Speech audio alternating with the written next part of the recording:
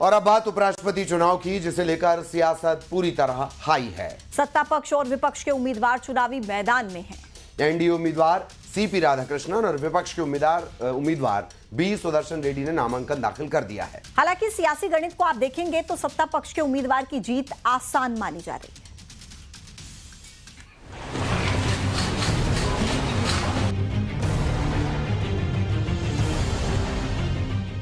विपक्ष के उपराष्ट्रपति पद के उम्मीदवार और सुप्रीम कोर्ट से retired justice B Sudarshan Reddy ने कुछ इस तरह से अपना नामांकन किया।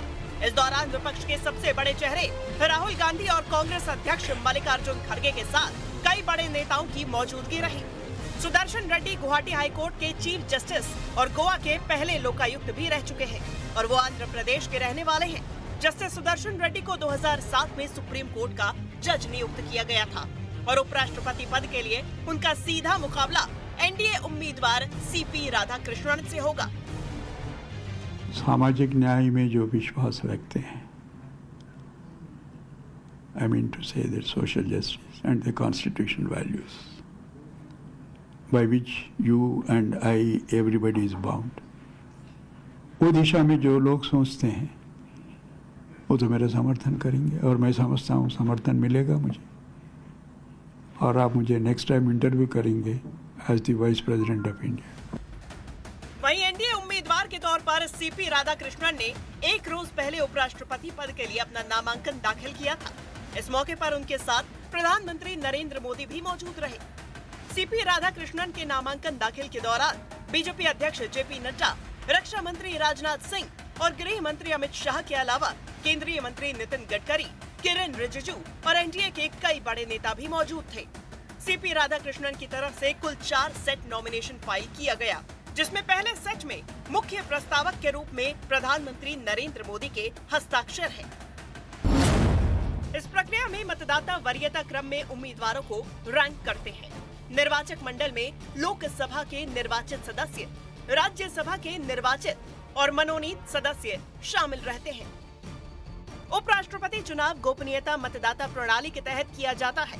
यह अनुपातिक प्रतिनिधित्व प्रणाली के आधार पर होता है। प्राथमिकता वोटिंग का उपयोग किया जाता है, यानी सांसद अपनी पसंद के अनुसार उम्मीदवारों की प्राथमिकता तय करते हैं। चुनाव का फॉर्मूला प्रत्येक सांसद उम्मीदवारों को वरीयता क्रम में रैंक करता है और सभी वोटों का भार समान होता है। जीतने के लिए एक उम्मीदवार को एक कोटा हासिल करना होता है, जिसकी गणना कुल वैध वोट 2 और 1 के रूप में की जाती है।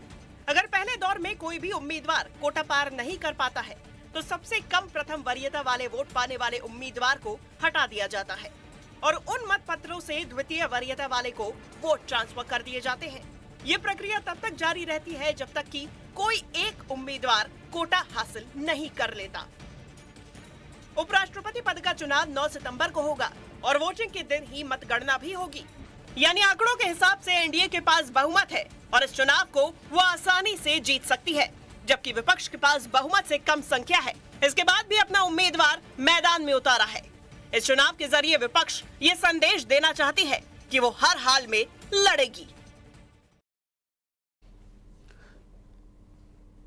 इधर दिल्ली की सीएम रेखा गुप्ता की सुरक्षा अब बढ़ा दी गई है। उनकी सुरक्षा का जिम्मा सीआरपीएफ ने संभाल लिया है। सीएम रेखा गुप्ता को जेड श्रेणी में सीआरपीएफ का सिक्योरिटी कवर दिया गया है। दरअसल हमले से पहले दिल्ली मुख्यमंत्री की सुरक्षा दिल्ली पुलिस के ही पास थी। दिल्ली पुलिस सुरक्षा में अब सीआरपीएफ की मदद करेगी।